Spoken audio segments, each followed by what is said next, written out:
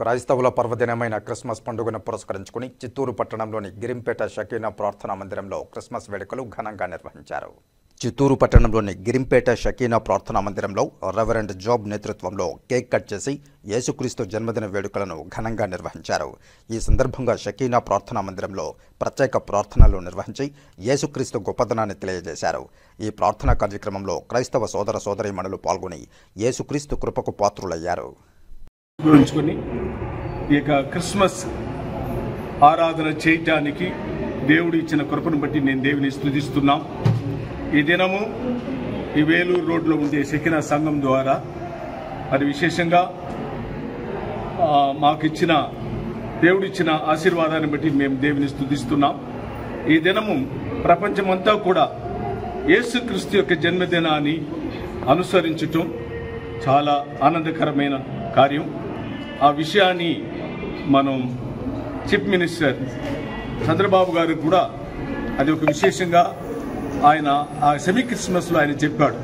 ఈ పండుగ అనేది క్రిస్మస్ పండుగ అనేది ప్రపంచమంతా కూడా క్రైస్తవులు ఆరాధిస్తున్నారని ఆయన చాలా ఆనందంతో చెప్పటం మాకు కూడా చాలా సంతోషం. మేము కూడా ఈ దినాల్లో ఈ క్రిస్మస్ను అనుసరిస్తున్న ప్రతి క్రైస్తవుల యొక్క జీవితంలో మంచి పరిపాలన, మంచి జీవితం, మంచి ఆరోగ్యము, మంచి ఒక సంపూర్ణమైన ఆశీర్వాదకరమైన పరిపాలన కావాలని ప్రతి సంఘములో ప్రతి సేవకులు కూడా ఈ దినాల్లో ప్రార్థన చేస్తున్నారు. మరి ఈ విషయమై మేము కూడా ప్రభుత్వానికి మరి విశేషంగా మా మీడియా వారి అందరికీ కూడా యేసుక్రీస్తు నామములో మా యొక్క వందనాలు తెలియపరుస్తున్నాం. మరి విశేషంగా ఏమిటంటే యేసు నిజంగా లోకములో మానవుడిగా అవతరించిన గొప్ప ఉద్దేశం ఏమిటంటే మనుషుడు నశించిన దానిని వెదకి రక్షించడానికి యేసు లోకానికి వచ్చాడని గొప్ప వర్తమానాన్ని ప్రభుత్వం అందరికీ మేము తెలియపరుస్తున్నాం.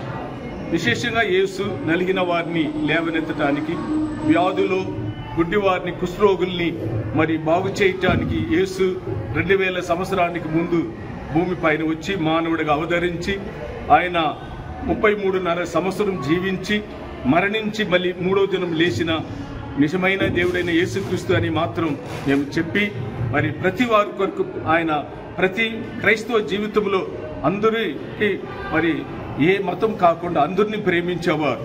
కాబట్టి అందరూ సమాధానంతో, ఆనందంతో, సంతోషంగా ఉండాలని యేసు ఈ భూమిపైన వచ్చారని సంగతిని, ఈ వర్తమానాన్ని ప్రభుత్వం అందరికీ, ప్రజలందరికీ మాటని తెలియపరిచి యేసుక్రీస్తు నామములో మేము కూడా వారి అందరినీ దీవిస్తున్నాం. ప్రభువే ఆశీర్వదించును గాక. ఆమేన్.